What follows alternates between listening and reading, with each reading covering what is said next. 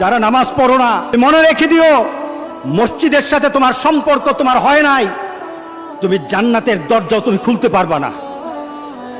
তুমি এখনো বেনামাজি, এখনো সকালবেলা তুমি ঘুমাও, এখনো তুমি আল্লাহকে ভুলে আছো, এখনো তোমার কাছে তওবার কথা তোমার চিন্তাতে আসে নাই।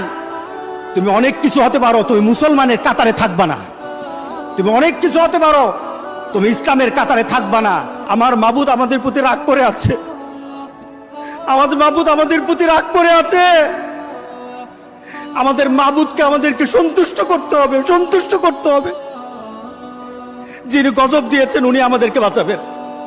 আমরা আমাদের মাবুদকে রাজি করতে হবে। আমরা তওবার মাধ্যমে আল্লাহকে রাজি করতে আর চেষ্টা হব। গোটা পৃথিবীর মুসলমান, আর সময় নাই, আর সময় নাই। আপনি এখন বাংলাদেশের রাস্তাঘাটে হাঁটেন, এমন পরিবেশ যেন আল্লাহ না করে, জোরে বলে আল্লাহুম্মা আমিন। এমন পরিবেশ যেন আল্লাহ না করে, যখন ঘর থেকে কই বের হবে তার লাশটা বের হবে, কেউ জানাজাও দিবে না, এমন হয়ে যাবে। যদি আল্লাহকে সন্তুষ্ট না করতে পারেন এমন হয়ে যাবে। সুতরাং আমরা আল্লাহর কাছে প্রাণ বলে